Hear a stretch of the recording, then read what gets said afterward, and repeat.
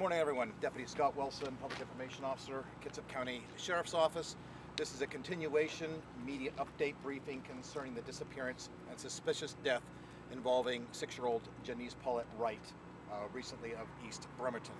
A lot of this information is going to be repeat, but I want to emphasize that it is important to continue with this information. Most importantly, we want to talk about that we are continuing to recanvass the neighborhoods surrounding Steel Creek Mobile Home Park. We're also continuing to re-interview people. It's very important. This is how we discovered the body yesterday, because we tracked again, researched again, kept going over and over until finally the evidence research team was able to locate the body.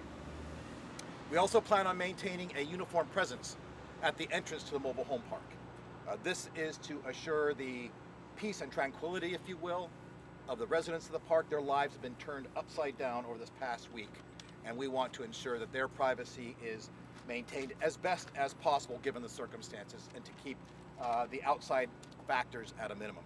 We understand that you want interviews with park residents, but we're going to ask for your cooperation in staying out of the park at this point in time. Tips.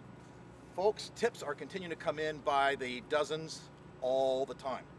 We appreciate this, and we want this to keep on going. Even the most inconsequential, seemingly insignificant item could lead to the break in the case.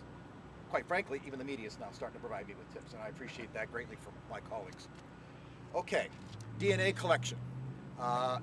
We are out there conducting voluntary compliance with DNA collection from park residents, and that may expand outside the park. Very simple reason we're doing this. This is an elimination factor, okay?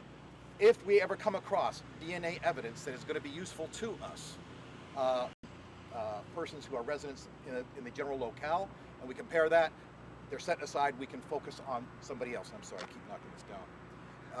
The purpose, as I said, is an elimination process. It's a very simple process. It involves taking a Q-tip and a cheek swab, okay, of saliva. Lasts a couple seconds. There's nothing invasive about it whatsoever. Excuse me a second.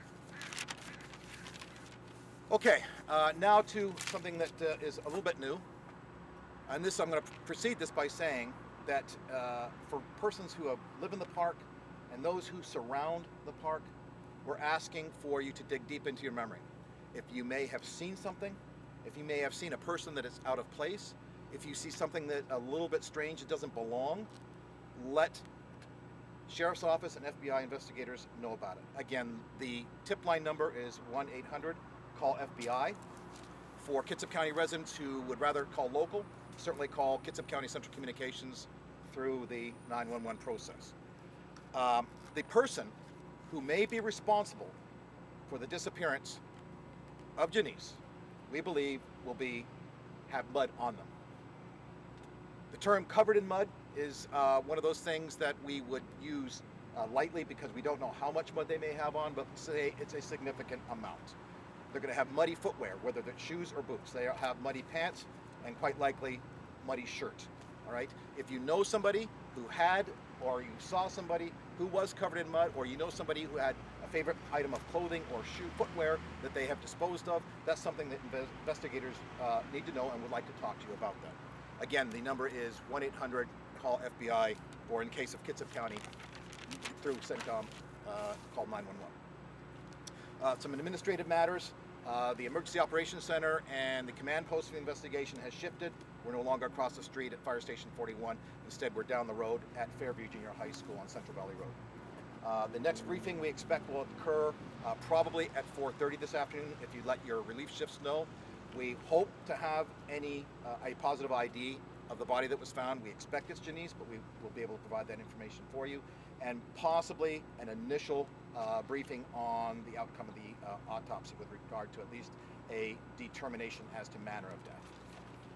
Okay, folks, we're going to be at this. We have been at it since Monday. We're going to continue at this all day, all night, all weekend. We're not giving up. Our resources are on hand. We have them in standby mode. As I mentioned the other day, it's like tidal action. It comes and goes, it swells as we need to use those assets. Nobody's going home. And I just want to make that point clear for the folks who are so heartbroken by the loss of this child. And I understand there's going to be a vigil tonight right here at the church at about 16:30. Correction, 6:30 p.m. All right, a few questions? Scott, do you think her body has been there since the whole time, and maybe the first time you went through there you didn't see it, or is there a possibility that she was put there sometime between the two searches? I don't have an answer for you on that one. That would be one of those things that we're going to be the coroner and the forensic pathologist is going to assist us in determining a window for time of death. And location of death, that's part of the investigative process, and I don't have the details for you on that. We've heard that location, though, is so densely wooded that it is possible that maybe she was missed if she was there going for the first time. Do you think that's accurate? That's why we search again, and again. It could be a matter of a few steps. And that's why we continue, along with continuing the recanvassing, the re-interview. Somebody may remember something and think, oh yeah, I forgot to mention last time, but this time. What is the distance from where the body was found to the girl's home, and also to a play area? Is there a play area in that vicinity? I'll take that from you. I don't have the exact footage on that. And I don't know if that's going to be something that the investigators want to release. We're going to allow it to be released. But do you guys know if there's a play area near where the body was found? I don't know that. I'd be personal. Can you talk about the wooded area? You mentioned yesterday wooded area. How thick are we talking? Obviously, someone potentially would have mud on them. Can you kind of talk a little bit about the terrain? Sure. It's forested, heavily covered in brush. Very, very, very thick. Very muddy. Okay. The sun does not have a chance to penetrate through and dry the ground out as easily as it does other areas. And also somewhat ravinish and hilly. Beyond that, yeah. Would it be difficult to get to that location for Not easy. so small? Yeah, not easy. You're talking about how muddy it is. Did y'all recover? Did y'all see any footprints out there? Any tire tracks? Anything like that? Can't go there. That's part of the investigative process. Whatever evidence collection at the scene, that would fall into that category right now, and I'm not at liberty to discuss that. On your DNA collection, is everybody being voluntary with it? Are some individuals reluctant to get the Park residents, for the most part, Keith, are being extremely cooperative. I don't know personally of anybody who's refused, but I'm sure that may occur. If not, has occurred or may occur in the future. And we'll deal with that when we come to it. It's mainly you said it's to rule them out. Absolutely, it's an elimination process. We're not in accusatory mode at all. Have the parents been completely cleared? The parents are cooperative. I'm not going to get into a situation right now where I say these folks have been cleared and they're put aside. We're no longer going to consider anything going on here.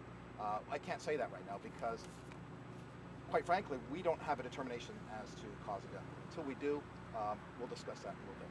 Right?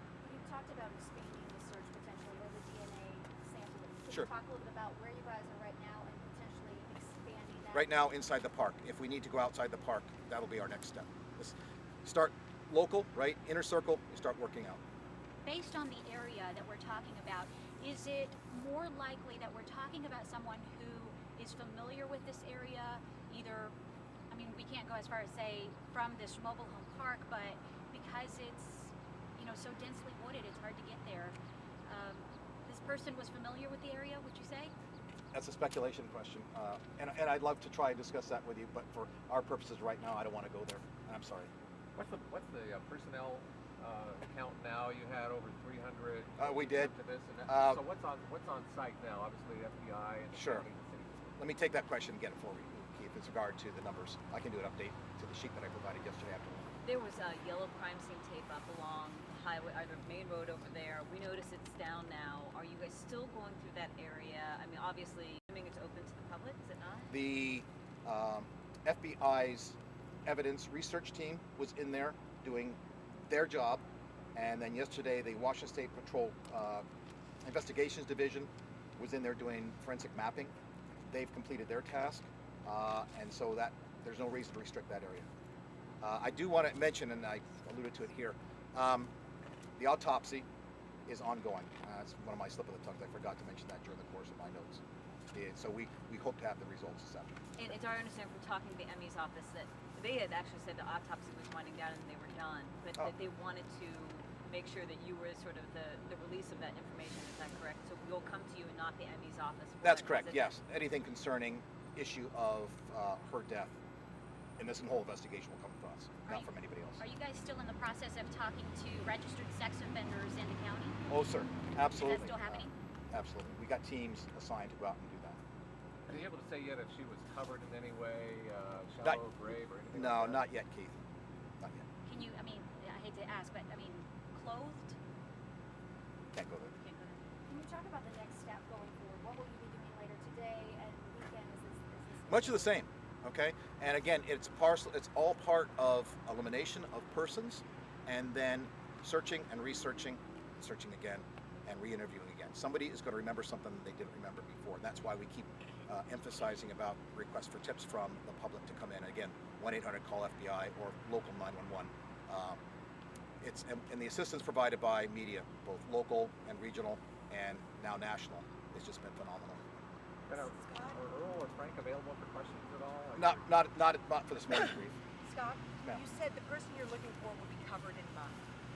We'll have mud on Clearly them. they're not Now, covered in mud at this moment. What would be the most likely time frame that you would want people to be looking for? Like this weekend, if you the saw weekend, somebody on right? Sunday? The weekend she disappeared. That would have been the Saturday, Sunday time frame. Sunday time. Okay. We're still not sure though if residents did in fact see the little girl.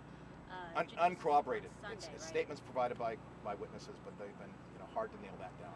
And have the parents said anything? Do they want to say anything to the public? I will refer to the family advocates that they have their own purposes. Okay, folks, great. We'll see you this afternoon. Thank you.